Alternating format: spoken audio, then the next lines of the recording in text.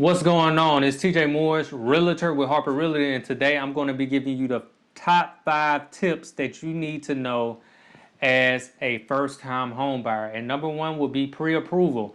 Make sure you get a pre-approval before you start looking at houses, because the way the market is right now, if you go look at a house, you go on a house showing or tour, you love the house, you want to put an offer in, now you got to wait to get pre-approval. About time your pre-approval comes back, the way this market is, that house will be gone and you're going to be upset. And I told you, hey, well, you need to be pre-approved before you start looking. So listen to your realtor if he tells you that, because the market is crazy.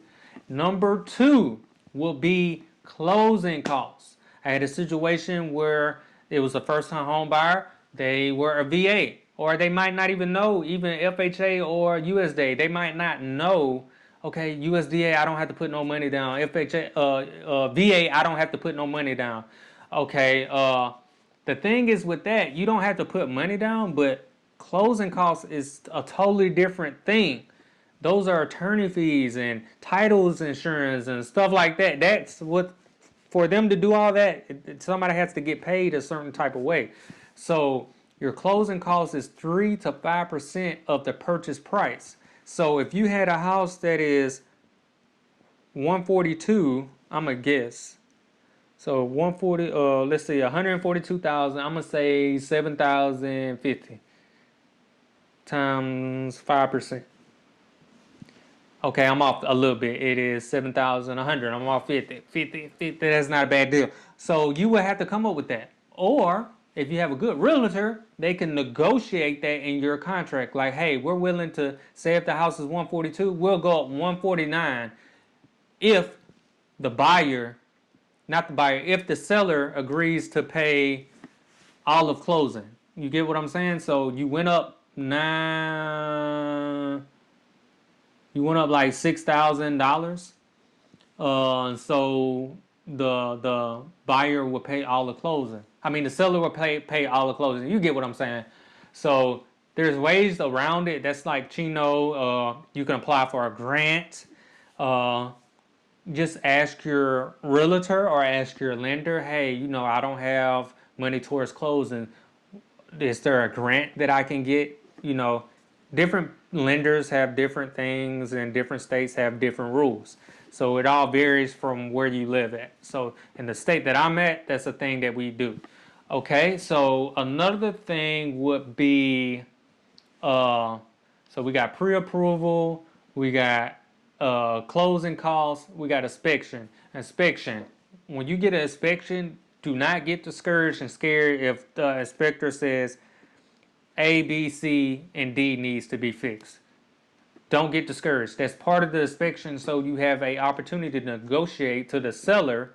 You go back to the negotiation table. Your realtor should go over everything that you want fixed, and then he'll do an inspection contingency addendum, and he'll fill out everything that you say that you want fixed. It'll say, buyer requests all to be fixed. Page 1, hot water heater needs to be replaced.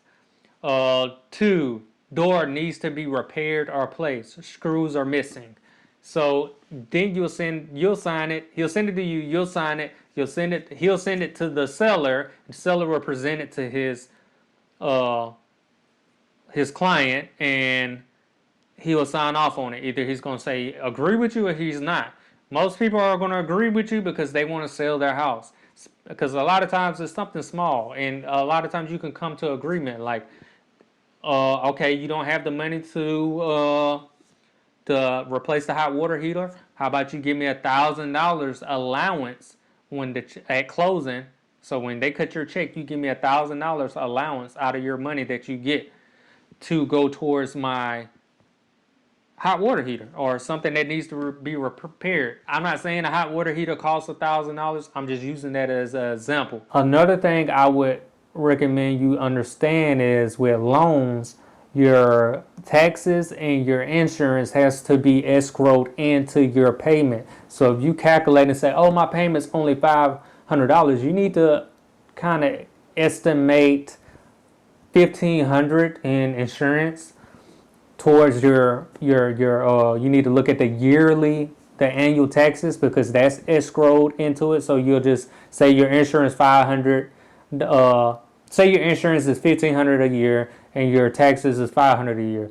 You'll add those two numbers together and you'll times it by 12, and then you'll get a number, and then you take that number and add it to your payment. That would be your total payment, because you're thinking, oh, my payment is only $500 a month, and really it's going to be like $700 a month. You get what I'm saying? So that's a lot of people don't know this. They think they can just pay their insurance, or they probably don't even know that they have to get insurance. Some places require flood insurance. You have to, as your realtor, hey, can you type in on the map? There's a map that you can actually type in to see if the area is a flood zone, and will you require flood insurance? So those will be the main things that I would tell you to do. So that would be your pre-approval, your closing cost, your escrow funds, meaning your taxes that get escrowed in. Speaking of escrow, number 4, you need to know that if you're going to put an offer in, you have 24 hours, unless you do a special provisions of 72 hours for your earnest money to be deposited. So your earnest money will go to a closing attorney. Depending on your state, it might be different. It might go towards the brokerage, or however they do it. Different states have different rules. So in the state that I'm at, I think we have the option to have leave it with the broker, but we don't even want to play them type of games. We rather have it in the closing attorney's hands. So we put that in special provisions, it to be left with the closing attorney. It will be dropped off, and then you will get a receipt. Another thing is inspection. Number 5, inspection. Your inspection. When you get your inspection back, and it doesn't, I'm going to tell you this. I want to say this. Your inspection, an inspector's job is to find something wrong. Their job is not to say this is right, this is right, this is right. Their job is to find something wrong. Why is their job? They're looking for stuff that is wrong. They're not looking for stuff that's right. Because if they're looking for stuff that's right, it's hard to find something that is wrong. So their job is to find something wrong. It doesn't matter if they go into a brand new, newly built construction, new construction property, just built, brand new everything. I guarantee you that inspector is going to find something that needs to be repaired or replaced or corrected. They could have the wrong outlet, in the bathroom. Anything about water, you need to have a GFCI plug. So that could be something. It's a lot of things that go into an inspection. So don't get discouraged when you get your inspection back and it says this needs to be repaired or replaced. He's just letting you know. The point is, it gave you a chance to get anything repaired back that you felt uncomfortable with. You get what I'm saying? So the point of an inspection is to make sure that you have a chance, make sure that nothing is hidden. You got your property condition disclosure, but you still want to get an inspection, because say the door doesn't open correctly on your garage. You might want that fixed. You don't want to just buy it just because you read that it was kind of messed up in the property condition disclosure. You want to say, hey, you're going to do an addendum, a contingency inspection form, and your realtor is going to negotiate. He's going to go over everything that's on that inspection, and everything that you want fixed, you're going to request that it be fixed. And I would recommend your realtor to put in special provisions that after repairs are made, that you want a second inspection on the property. So, yeah, those are my top 5. Hopefully that helps you. And good luck. If you have any other questions about buying, first-time home buyers, oh yeah, a bonus. Do not let your family member be your realtor. Not if they're not licensed, okay? If they're not licensed. Because what happens when I'm trying to do my job, and I've asked other realtors, have they ever had that problem? If your mother bought a house 10 years ago, because I had a lady basically a scenario where this girl's like, oh mama. Well, I had this situation where this girl was like, well, my mama said this and that it's supposed to, that I can do this. Trust me, I have a fiduciary duty to represent you with the highest expectations and the highest intentions towards you. Good intentions only. So best believe I want the sale to go through. So I'm not going to do anything to try to stop you from getting a house. So basically, that's what it was boiling down to. Like the mom or mother-in-law basically said she did something and that I'm doing something wrong. I just don't want them to get the house.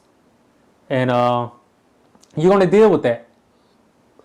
Like if you're buying a house, yeah, it's the biggest decision that you're going to make. But get your advice, but don't approach your realtor on that because we're licensed. We know what we're doing. Now, if you feel that a realtor is doing something that they're not supposed to, call their brokerage.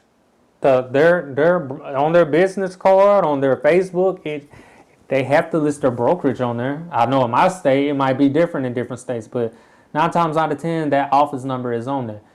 Or you can just fire them. Just say, hey, it's not working out. I don't feel like you share my best interest. So yeah, I was like, you think I'm trying to not let you buy a house because the house is a $7,000 commission, so why wouldn't I want you to buy the house? I'm telling you that this is wrong, and I will recommend you do this. Put this on and leave a paper trail that you're saying that because the person, basically somebody said this and this and this and that. We're going to do this, we're going to fix that. And I just basically told the person like, hey, I recommend you get that in writing. We don't do anything verbal because if it's not on paper, it's just hearsay. And she was, I guess the mother was like, how'd it go? You got your house? And the girl's like, well, he's saying hold off because, we need to get something in writing and wait for them to sign it. Oh, well, you can do that later on down the road. Yeah, you can, but say after you got your inspection, there's a period, a grace period for you to, you don't want to, you get what I'm saying? Like, why would you want to wait down the road? Because then they can change their mind and say, oh, I don't want to fix it. You know what I'm saying? So everything needs to be in writing. And that will be it. If you have any questions, check out my new microphone. It has a thing where you can plug it in, but I'm using it like this. It's wireless. It hooks right up to my vlogging camera. I really like it. But yeah, guys, like, subscribe, comment. If you have any questions, comment down below. And hopefully some of this was informative.